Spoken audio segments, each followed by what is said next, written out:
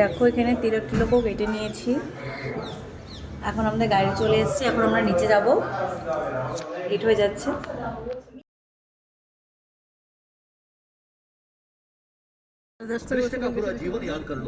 আমরা কিন্তু মন্দির দর্শনের উদ্দেশ্যে বেরিয়ে গেছি, আর এখানটাতে দাঁড়িয়েছিল একটু পেয়ারা কেনার জন্য। আর আমাকে কেমন লাগছে দেখতে কমেন্ট করে অবশ্যই জানাবে। সাধারণত তো এইভাবে তিলক কাটা হয় না, সেই জন্য বললাম।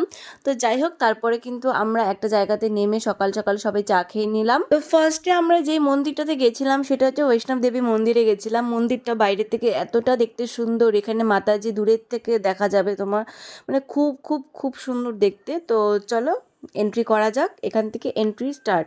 মন্দিরটা এতটা পরিষ্কার পরিচ্ছন্ন, ভীষণই ক্লিন, ভীষণ ক্লিন। তো সাইডে এত সুন্দর সুন্দর গাছগাছালি ছিল, তো আমরা এই সাইডটা দিয়ে হেঁটে যাচ্ছি। তারপরে কিন্তু আমরা মন্দিরের ভেতর প্রবেশ করব। ভিডিওটা কিন্তু সম্পূর্ণ দেখার রিকোয়েস্ট রইল, তোমরা কিন্তু শুরু থেকে শেষ পর্যন্ত প্লিজ একটু ধৈর্য ধরে দেখো, তাহলে কিন্তু অনেক সুন্দর সুন্দর মন্দির দেখতে পারবে। আর অনেক মন্দির আছে যেগুলোতে কিন্তু আমরা ক্যামেরা বলো, মোবাইল বলো কিছু অ্যালাউ করেনি, সেই জন্য সেখানে আমরা ক্লিপও নিতে পারিনি। যেগুলো পসিবল হয়েছে সেইগুলোই শুধুমাত্র নিয়েছি। অনেকেই ভাবছে যে ভিডিও করে এরকম পোস্ট করার কি আছে, আর কেউ কি কখনো ঘুরতে যায়নি, কিন্তু আমি মানে কি বলবো, ওইটার জন্য না। আমি গেছি ঘুরতে, আমার ভালো লাগছে পোস্ট করতে, এর জন্য আমি পোস্ট করছি। যার ভালো লাগবে সে দেখবে। আর এরকম কিছু কিছু মানুষ আছে যাদের কিন্তু খুব ভালো লাগছে ভিডিওগুলো দেখতে। আর আমি ভিডিওতে কি করছি, আমি তো ভিডিওতে সুন্দর সুন্দর মন্দির ঠাকুর এসবই দর্শন করাচ্ছি না, এটা তো খারাপ জিনিস না, আমি তো ভালো জিনিসই করছি। তো যাই হোক, চলো আমরা মাতাজি মন্দিরে আর কি প্রবেশ করি। বাড়িটা দেখতে এরকম সুন্দর, চারিদিকে এরকম গুফার মতন করা ছিল, ভীষণই সুন্দর দেখতে। আর দেখো ভেতরে জাস্ট খুব অসাধারণ কারুকার্যগুলো ছিল। এই মন্দিরটা আমার দেখে মনে হচ্ছিলো যে খুব রিসেন্ট তৈরি করা, খুব পুরনো না মন্দিরটা। আর এখন তোমাদেরকে দেখাবো আর কি, যে মাতা রানী যে যে মানে মূর্তিটাতে পুজো হয়, দেখো মূর্তিটা কতটা সুন্দর দেখতে। সবাই বলো জয় মাতাজি। আর এই মন্দিরগুলোর সাইডে এত সুন্দর করে সমস্ত দেবদেবীর মূর্তি করা আছে, এমন কোনো দেবদেবী নেই মনে হয় এখানটাতে নেই। এই দেখো এখানে মা দুর্গা আছে, এখানটাতে তোমার রাধাকৃষ্ণ আছে, সমস্ত রকমের ঠাকুর আছে এখানটাতে। রাধাকৃষ্ণ, মা তারা, মানে হেন কোনো ঠাকুর নেই যেখানে কোনো মূর্তি নেই।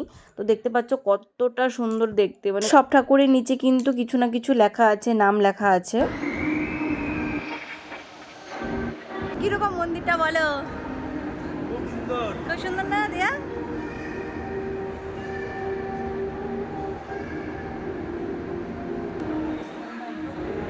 কিরকম মন্দিরটা বলো? হ্যাঁ,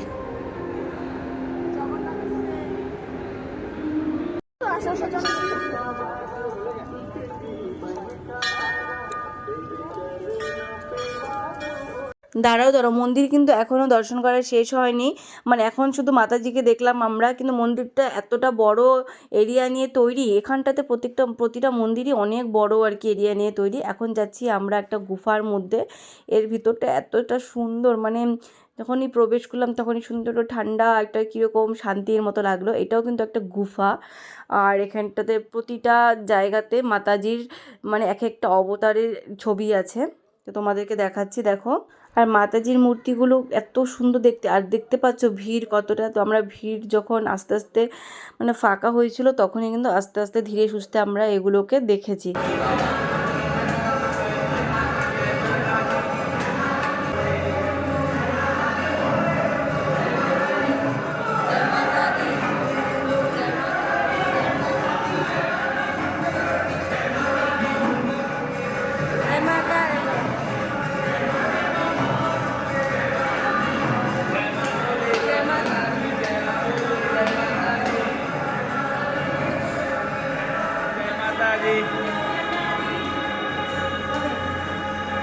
ওই মন্দির থেকে বেরিয়ে আমরা একটু আখের রস খেয়ে নিয়েছি, আর আমরা কিন্তু তারপরে রুমে চলে গেছিলাম। আমরা বৃন্দাবনে স্টে করেছিলাম সেদিন, তারপর অনেক রেস্ট করে খাওয়া দাওয়া করে তারপরে কিন্তু আমরা বিকেল 5টার সময় এই মন্দিরটা খুলে প্রেম মন্দিরে আমরা চলে এসেছি। এই মন্দিরটা আমরা কিন্তু দেখতে চলে এসেছি। আর এই মন্দিরটা এত সুন্দর, এত লাইটিং, আর ভিড় হচ্ছে লাখ লাখ ভিড়। আর গরমে তোমরা দেখতেই পাচ্ছ, ঘেমে টেমে একাকার। আর বাবাই পরেছিল পাঞ্জাবি, ওর পাঞ্জাবি তো পুরো একদম ভিজে গেছিলো। দেখো কি অবস্থা, এক একজনের চোখ মুখ, এত ভিড় ছিল। দেখো মনে হচ্ছিল যে কেউ না কেউ হারিয়ে তো যাবেই। আর গরম তো বুঝতেই পারছো। ওইখানটাতে কোনো রকমের ভিডিও করা যাচ্ছিল না, ফোন বের করতেই ভয় লাগছিল, মানে ফোন বের করলে যদি কেউ টেনে টেনে চলে যায়। আর এখানটাতে দেখো একটা পুতুনি, এত সুন্দর লাইটিং, চারিদিকে প্রচুর জিনিস ছিল, সমস্ত কিছু দেখাতে পারিনি কারণ এতটা ভিড় ছিল, আমরা অনেকটা পেছনে ছিলাম, দেখানো যাচ্ছিল না ক্লিয়ারভাবে। মানে এটা যদি চোখে না দেখো কেউ বিশ্বাস করবে না। তো সবাই ভালো থেকো, সবাইকে টাটা, বাই।